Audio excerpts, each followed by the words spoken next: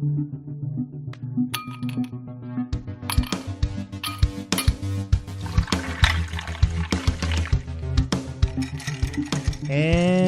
here we go with another episode of Woke Whiskey. Welcome back. I am Brian. I'm Kate. And this is another episode of Woke Whiskey. Today we're going to talk about who is allowed to say the N-word. Yes. Do you want to go first, or First let's discuss this bourbon that we're drinking. Start with something non-controversial. So today we have Four Roses bourbon. Okay. Very, very good stuff. If you've never had Four Roses bourbon, you need to go ahead and get yourself some Four Roses. Mm-hmm. Even drinking it out of these commemorative glasses. Oh, yes. The roses on the bottom. Anniversary. Ooh, they'll taste even better. Mm-hmm. All right, cheers. Yeah.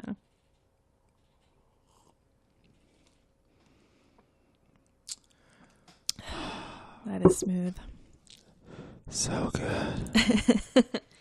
All right, so since you probably have more experience with being called the N-word, do you want to go first, or should I go first? I think you should go first. I should go first? Yes. All right. Okay. All right. So I'm going to Rosa Parks this. I'm going first. All right. So when it comes to using the N-word, I've always felt like it's just kind of weird to be like, this group can say it, but this can't. I've always approached things like immediately in terms of, we're all equal. So it's just, two-way street, no hypocrisy, just kind of like if this person can do it, this other person can do it. But do you feel like any person could use the N-word? Me today or me back when I was like, the world is all sunshine and no, okay. Not everybody can use the N-word. Facts. Okay. So now I'm of the notion that not everyone can use the N-word. And when I say N-word, I mean like not the hard R one. I don't think anyone should say the hard R, myself included. But it all does come back to like context and intent. So like I have friends who use it, and people that I know that like I'll die never having heard them use it. And like you, for instance, I don't think you'll ever use the N-word ever. I'll second that. and we're not talking about like saying the color black in Spanish. I don't. There are people who I think will never use it, and people who do. I have friends who do use it, and even though they're my friends, I'm not cool with like all of them using it. And I don't know how to. I do know how to explain it because words. All right, so I think I have like more non-black friends who I've heard use the N-word, and I'm saying like I've had some friends use it with the hard R, and in those times I've just been like, nah, that's not okay. It's always been out of a place of like anger and recollecting a story or something. Well, like you said, you felt like it was like context made a difference. Yeah, context. And so I'm just gonna break this down into like colored friends and then non-colored friends. So and then are we putting like my like Spanish friends into the non-colored? Well, I don't know. You know what? The easiest way to do this is this. Okay, so like I'll have white friends who drop the N-word, and I won't flinch like at all. And then I'll have white friends who do drop the N-word, and then I'm like, cringy. Yeah, nah, not today, sir. Not today. Like I don't. It's like different. It's different depending on who it's coming from and who uses it. And they're my friends. So like with me, they're not using it like. Well, I mean, whenever they use it, they're not talking about me. The ones that make me cringe, like they're not talking about me. It'll just be like a recollection or a story or something. Or so they're not even like addressing you. No. So like, yeah, when my white friends are addressing me and drop the N-word, or just addressing like, yo, this ninja was running after. His stroller was rolling down this hill, and I saw this ninja trying to go and grab it. Like that to me is just like it's like harmless. It's just like a story. But the ninja in question isn't always black. It's just kind of like dude. Or something like that. That's just how I've grown up. Though. It's not just like dude. It's like you're from Kentucky, so you growing up, it's just like different. I don't like. No, that's true. Yeah. If someone that like works at it that I've only known for like 4, 3, 2, 1 years, then I'm like, because I think the word itself. I don't know. Do you think words have no meaning until context and intent are taken into consideration? I think certain words like the N-word have such a like historical context already built in that, at least for me, like I don't think I could ever think of it as just like, oh, it's just like dude, you know, I don't think I could ever separate it from all that other like societal context. And so I don't know, I think like there are just a lot of like words that are kind of laced with all that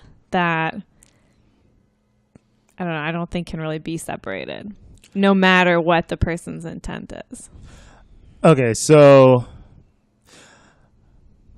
all right, so let's say that so there are two words, two uses of profanity that I'm like totally against. Like I've had a student say it, and it'll be raining, and they're gonna stand outside. Like that's how my first year, so learning the ropes. But there's the gadget, rhymes with the word gadget. Starts with an F, rhymes with the word gadget. Oh, okay. So that's one huge no. Mm-hmm. And then there's the word that rhymes with the word stunt. Mm-hmm. Okay, against a woman. Yes, those two words. I'm just like, nah. I got whatever respect I have for you, slash in half. No need. Mm-hmm. So let's say I'm like 2 years old. I hear the stunt word on the TV. I get up, I walk over to the fire escape. I just start yelling it. Mm-hmm. Is that still have the same meaning behind it as a grown adult saying it, yelling it out from their window? Well, the child in that case like doesn't know all of the context and like I want to say like not like violence exactly, but just sort of like the history behind that word. But I think in that case, that child needs to learn that quickly to understand, like as soon as they can, that like that's why certain words are bad. It's not that like they sound bad. It's not even exactly that like they offend people. It's just like words do have meaning, even if you don't know what that meaning is. And so same goes for the N-word. Like if I'm from some other country and the N-word's just not a thing, and I come over here, I'm at JFK, and I hear two guys use the N-word. They give each other dap or whatever you want. You know what dap is, right? It's like when you, you know what that. Okay, so and then I'm just like, oh, yeah, I just start yelling the N-word all over the place. My intent though is just to fit in. Yeah, but I think then in that case, like your next step is to educate yourself or like become educated out of respect for the groups that have been marginalized through all those years, and that the groups that like those specific words have been used against for so long. Like, okay, maybe you didn't know before, but now it is your responsibility to like learn and understand. And even if to you, like, I even think in certain cases, like, well, I haven't talked about who I think can use the N-word, but I think like regardless, it also matters who you're using it toward or with. And even if like you personally wouldn't be offended by it, I think you should take into consideration like maybe other people don't feel this way, or like maybe even if I am a member of this group and I'm totally fine with it, like for example, like if I'm black and I have no problem with people using the N-word, I still think like I need to respect the fact that there may be other black people who have a problem with anyone using the N-word. So I think like just kind of coming into it with like a respect for different attitudes is good. Okay. So like, you know, if I usually use the N-word with my friend Bill, or Raekwon, and I go to Raekwon, I say, "Yo, what's up, my ninja?" It's best that I do that in an empty lunchroom as opposed to like a room like filled with people, black, white. Well, I just think it's more about, it's like having a certain level of like trust and like, I guess, consent to like, it sounds cheesy, but like, I don't know, sort of like consenting that like we understand this is the context. We're using it in like a specific way and in like a certain way, sort of like as like bonding or like, you know, reclaiming this word, like whatever it is, rather than like, I don't know, for an example, because I, you know, I've never been called the N-word, but I have had like people trying in a friendly way, like use the B word to me. And there are plenty of women who take no offense to that at all. But like that struck me as like very weird. And I just was like, the groundwork wasn't laid down first. Well, like, I think whoever was using it was just like, oh, I'm totally comfortable like using this as like a playful term among like female friends, like not offended by it, and didn't like consider that. To me, that sounded very jarring, and I was like, I don't like being called that. I like read a lot of other things into that, and you know, this, you know, all I had to do was like say something like, I don't call me that. Yeah, I guess. I mean, I don't know how it is like out west, but you make me sound like I'm a pilgrim. Or something. Well, no, I mean, I consider the South like. I'll be in Jersey City. To me, the South is like Woodbridge or like Edison and Clark. I guess like if I were older and had met some people and they use the N-word with me, it's just kind of like, but like when you're younger, I kind of just guess it's just kind of like, you know, whatever, type of thing. It's more of like a term of like endearment, kind of like in middle school and high school. But, and like, I mean, I feel bad saying that, like, you know, starting off with like, well, you know, I have white friends that I'm cool with saying it, and those who are not. I feel like it kind of implies that I'm cool with like all my black friends like saying it, which I mean, my black friends say it. I could probably pick out less black friends that have to say it than white friends that say it. To be honest, yeah.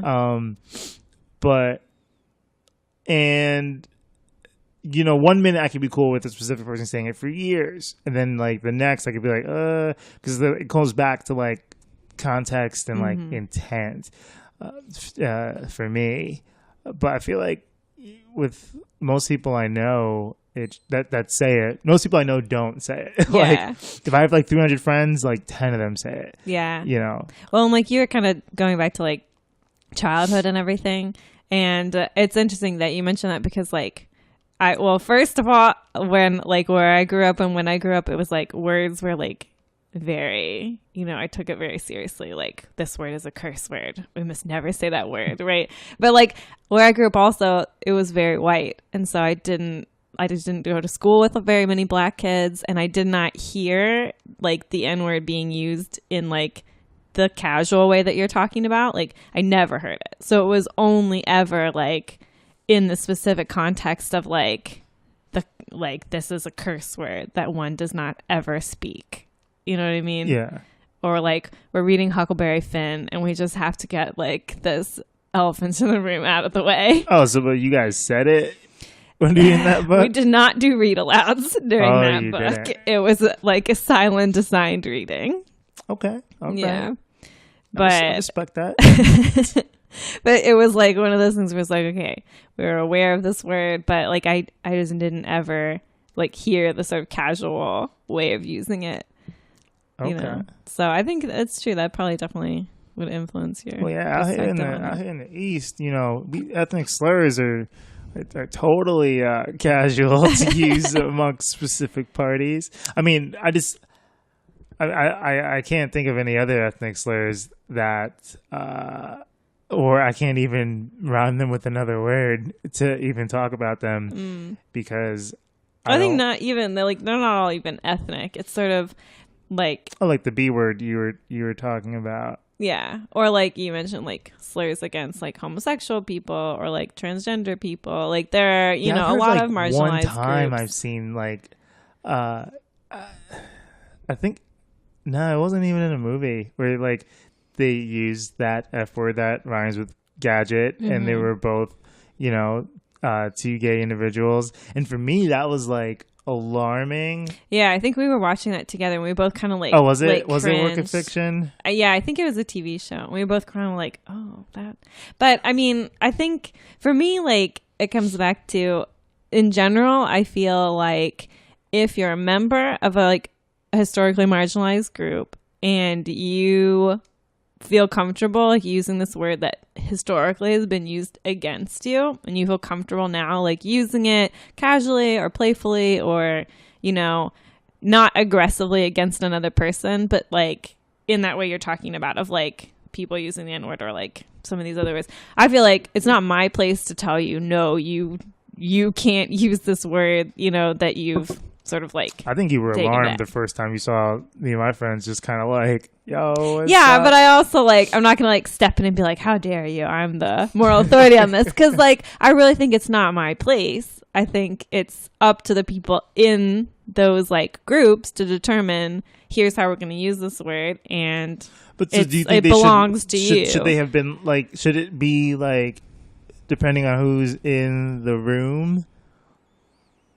No, I mean, like, I don't think, even if I might feel weird hearing whatever word it might be, like, it's not for my benefit. Like, I don't think it matters if I'm there or not, because it's not so let's say my comfort level. Let's say you and one of your Caucasian associates typically call each other, I don't know, let's say cracker. Are you familiar with that term? Okay. All right, so cracker. All right. So it's just, this is a weird example because that'll never roll off the tongue. But if it's like, yo, what's up, cracker? Like, that's not you, though. Or anyone from Kentucky for that matter. But if you're about to go, like, have a meeting with, like, Oprah and you and your friend and, well, let's say you and I call each other cracker, like back and forth. Okay. What's up? What's up, cracker? And we're going to have like Oprah or Michelle Obama or for some reason Donald Trump as our guest. Is it still cool for you and I to address each other as that and then continue about our business? Because you said it, if that's been determined amongst the group, no matter like who's in the room, you do you. Or is there a time and place? I'm getting like tangled up with this example a little bit. I think like in that case, I would feel like I wouldn't use it because it feels unprofessional. Is it like I don't want to be saying that in front of Michelle Obama. Okay, all right. So, but it's cool for like you to meet my friends for the first time and they still just drop it because it's more casual. My examples are kind of like crazy. I see what you're saying.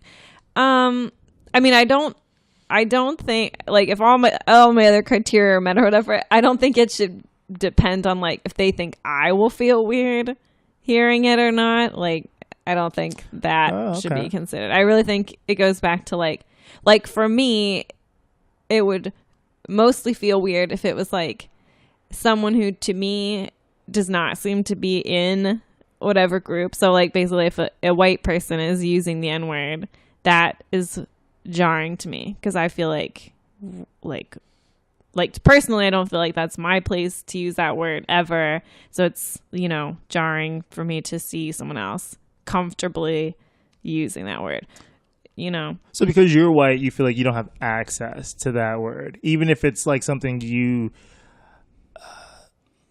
Actually, I mean, nah, you don't. I don't feel like I need it. Yeah, I know you don't feel like you don't. need to. I just, because of the historical context, I Yeah. think that is what has given a certain group access to that word, I believe. Yeah, I think white people have had plenty of privilege over the years, and they don't need also the privilege to use the N-word. Like, that's a privilege that they can do without. Yes. Personally. We got one. That's what's up. All right, so how about other people of color in using the N-word? Do you think once your pigment is a certain degree? I mean, okay, I'm not going to judge it from the outside. I think it depends on how each person identifies, probably. But I think, like, personally, because I'm just like a cautious person and I'm like always on defense against offending someone, like whoever I would probably just use it minimally, or like very specifically with close friends that I already had sort of established this with. Like, it's always strange to me for someone to just like casually use that with people they don't know, or like people in like, I don't know, not really thinking about it, because like we were talking about before, like certain words to me just have like an embedded historical like context and connotation, and you just don't know how other people are going to perceive it. And so the safest bet is just to like figure out another way to say it, you know, or just, I don't know, play it safe, I guess. I'm sure people would disagree with that, but that is what my route would be. Disagree with playing it safe? Yeah. I feel like a lot of people would be like, well, if I want to say whatever I want to say, it's freedom of speech. Like, a lot of people are like, well, how come black people can use the N-word and I can't? Like, that's not fair. Like, how do you get to, if you hate this word so much, why are you using it as a term of endearment? And if it's a term of endearment, how come I can't say it? Mm-hmm. Actually, and to that, I would tell you what I tell my 8th graders. It's just like, yes, it's terribly unfair. Yes. And I just walk away. It's like, you don't have to fully understand it if you know, but it's really, the like answer to that is, it's like, it's not about your feelings in this case. It's not about like you feeling like you deserve to say this special word and you're not allowed to because of political correctness or something. It's just like, it's a really selfish view to take, I think, to be like so wrapped up in like, well, why can't I do this thing? It's like, you've had plenty of like privilege and fortune, you know, for all these other things. So just let this one thing not be about. Just let it slide. Just let it go. Mm-hmm. All right. Last call. We have gone over the 15 minutes by about 9 minutes. Oh, really? So I think the conclusion here is that the individuals who can use the N-word are individuals who have established amongst particular associates and acquaintances and their party that they're cool with calling each other the N-word, and every member of said party or individuals are not going to be white, I think, is the conclusion that we have arrived at. And if we're speaking like more broadly, then yes, like every person should be a member of whatever this like group is, essentially, that is, you know, using this word. That's what I would say. So it's cool for girls to call girls the B word in a casual, fun theoretically, manner. yes. I'm just kidding. Theoretically, if they, you know, are comfortable with it. However, I would be cautious, because not everyone, you still can't assume that everyone in the group is comfortable with it. Okay. All right. Just because they're in the group. Okay. Cool. So just Yeah. consent. Let's consent and figure out what people are cool with being called. Okay. All right. Okay. That sounds fair and objective to me. Any last words? You kind of threw in a last word there. I did. So, I all right. rejected. So, thank you for watching Woke Whiskey. If you have the Anchor app, you can record your voice and send us questions, comments, concerns, ethnic slurs. And we're on Spotify, working on iTunes and Google Podcast. Hit us up on Instagram at Woke Whiskey. And just send us any questions or topics you want us to cover. Yeah, that's always the hardest part of this is thinking of the topics. Yeah. People send us good topics, but we got to find a way to like kind of make them less broad. Yeah. And it'd be nice to find something that we don't agree on. And the easiest part of this is drinking the bourbon. Yes. Oh, yes. All right. So I'm Brian. Still Kate. And this was Woke Whiskey. We'll see you next time. Cheers.